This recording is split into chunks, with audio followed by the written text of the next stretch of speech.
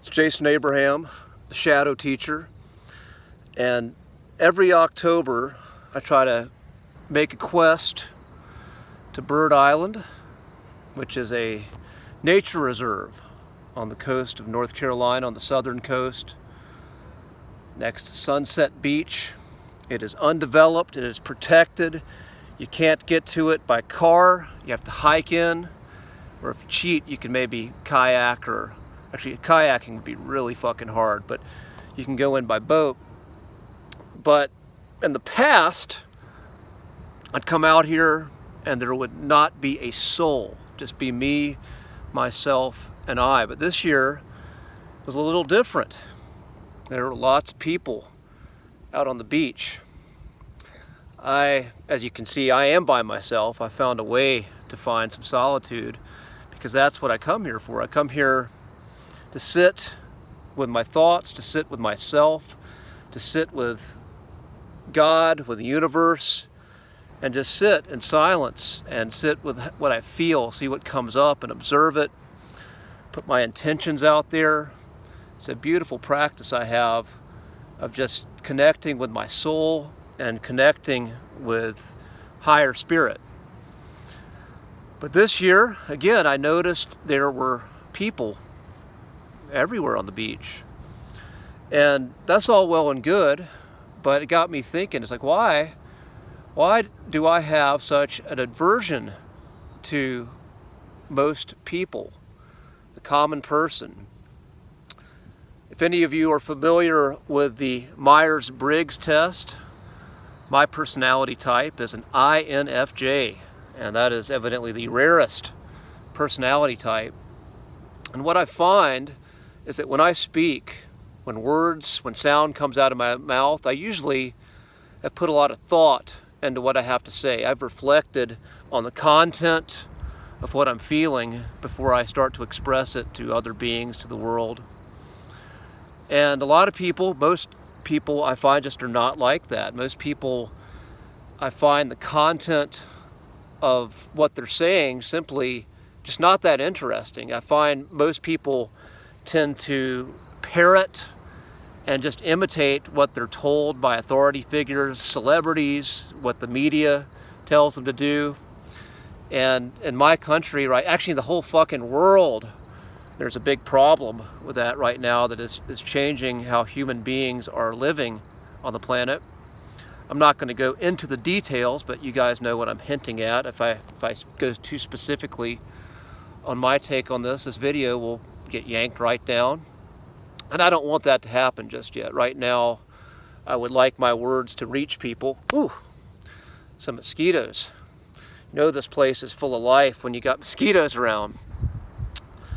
But anyway, yeah, that's sort of my thoughts, my disdain for the common man. Maybe there's some Illuminati in me, because the Illuminati definitely has an intense disdain for the common person. I guess the difference between me is I don't have a devious plot to depopulate the world. And I'm okay with people existing as long I just like to have space away from them. I need that. I need the space with myself, with nature, where I can recharge. And the Illuminati is going to make it much harder to do that if they get their way, if they get their new world order. Initially, what we're going to see is just more people congregated together, stuck together, not allowed to have any space. The only people who are going to have the space are the elites, but everyone else, we're going to be stuck here in this soup of indentured servitude and thought control that they put out for us. And then when they have no more use for us at all, when our labor is no longer needed, when machines can do it, then they're going to get rid of us. Happy thoughts.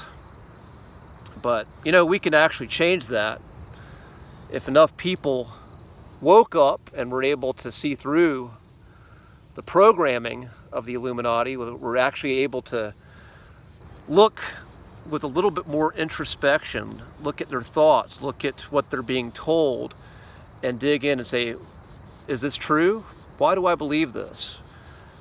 Let me dig and explore. Let me get these other perspectives and find out the truth, and then make my decision whether to conform to what I'm told to do and to advocate what I'm being told to do and say to others, or do I want to say something that I find is the actual truth, what I've found through a process of introspection, using intuition, gut, heart, discovering, looking at different perspectives and then weighing those perspectives. But most people just don't want to fucking do the work. So I don't have a whole lot of faith in humanity as a whole. There are light workers out there who are raising the vibration and holding the space, and in their hearts they believe a great awakening is coming. And actually I believe that too, but I think most of the mindless masses, they're not going to be awakened on their own. It's going to take a miracle. It's going to take something from the divine that they cannot deny, which I know is coming. I believe in miracles, and that will be here at some point. But they won't get there using the resources that God gave them. I'm kind of rambling, you know. When I came here, sometimes when I make these videos, I know this is a magic spot, and I'm just going to turn the camera on, and the Spirit is going to take me where it wants to go with me. It's going to say what it wants to say through me. Oh, that's beauty. Hear that?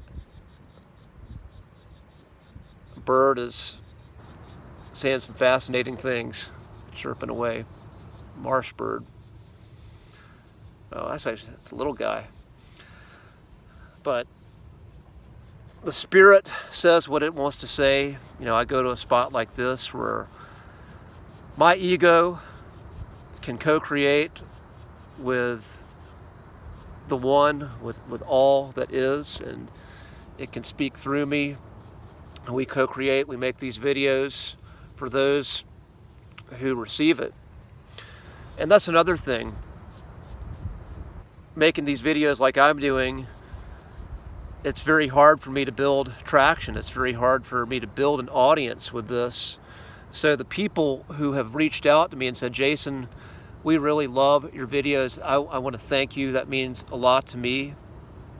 With your words of kindness, that's given me some incentive to keep going, because I had this idea, this creative project of trying these videos this way, and it wasn't going anywhere for the longest time, and I was going to think about just not doing them anymore. But you guys are giving me, again, not that I do this for other people per se, but it really means a lot to me when there are other awakened souls who connect with me, who connect with the truth that wants to come through me. That really does mean a lot, so thank you. Thank you for your encouragement. Yeah, that's another thought. If I did these videos the way I'm doing them now, if I did it in 2012, they'd probably be huge. There was that time when the internet was not on Illuminati lockdown, and creative voices of truth and expression actually had a chance of getting out to quite a bit of people. There are quite a few of you out there who are awake, but it's just harder to find content and connection with other creators. Much harder these days. And 2012, I was going through personal trauma. My heart chakra, my throat chakra were closed down, battling some reptilians in the legal system, and I just didn't have it in me to do anything. I had to go into that dark night of the soul. But now this is what you got on the other side, but the timing of the universe has not been with me.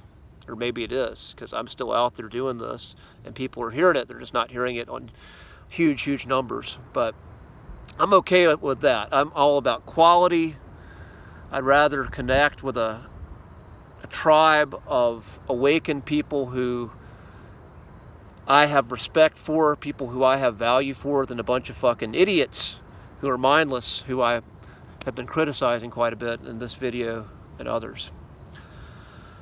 So, again, this is Bird Island. Let you take a look behind me. Really beautiful place. On the other side is sand and the ocean. So this is this amazing oasis out here in the middle of nothing. Beautiful nothing, but nothing. And it's a treasure. It's a wonderful place. I hope you guys are watching this, whoever is watching this, who've stuck with me on this long and winding road that this video has been. Keep doing your practices. Practice connecting with your soul, with your truth, speaking your truth, living your truth. And my heart is with you, always with me. I'll see you on the other side. Peace.